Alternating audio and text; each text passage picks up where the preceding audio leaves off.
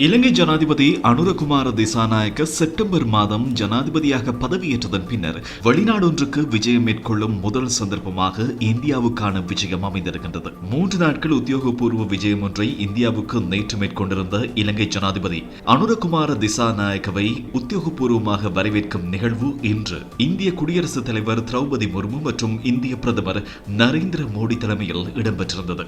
இராணுவ அணிவகுப்புடன் செங்கம்பள வரவேற்பளிக்கப்பட்டது.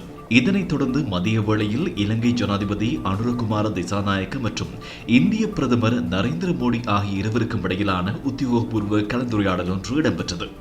இந்திய மற்றும் இலங்கைக்கான பொருளாதார ஒத்துழைப்பு மேம்படுத்தல் மற்றும் இரு நாடுகளுக்கும் இடையிலான முதலீட்டு வாய்ப்புகள் உள்ளிட்ட பல விடயங்கள் கலந்துரையாடப்பட்டதோடு இரு நாட்டு மீனவர்கள் தொடர்பிலான பிரச்சினைகளுக்கு சுமூகமான தீர்வை பெற்றுக் கொடுக்குமாறும் இலங்கை ஜனாதிபதி வலியுறுத்தியிருந்தார்.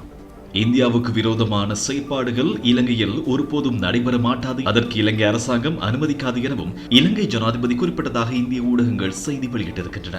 அதனைத் தொடர்ந்து இந்திய பிரதமர் நரேந்திர மோடி உரையாற்றிய போது பொருளாதார ஒத்துழைப்பு, முதலீடு சார்ந்த வளர்ச்சி மற்றும் இணைப்புக்கு முக்கியத்துவம் கொடுப்பதோடு மீனவர்களின் வாழ்வாதாரம் தொடர்பான பிரச்சனைகள் குறித்து கலந்துரையாடியதாகவும் இதற்கு மனிதாபிமான அணுகுமுறையுடன் முன்னோக்கி தீர்மானங்கள் மேற்கொள்ளப்படும் எனவும் தெரிவித்திருந்தார். இலங்கையினுடைய பொருளாதார வளர்ச்சி, அதேபோன்று தமிழர்களினுடைய அபிலாஷைகளை நிறைவேற்றுவதற்கும் இலங்கையின் அரசியலமைப்பு முழுமையாக அமுல்படுத்துவதற்கும் மாகாண சபை தேர்தலை நடத்துவதற்கும் தனது உறுதிமொழியை இலங்கை ஜனாதிபதி நிறைவேற்றுவார் என நம்புவதாக பிரதமர் நரேந்திர மோடி தெரிவித்துள்ளார்.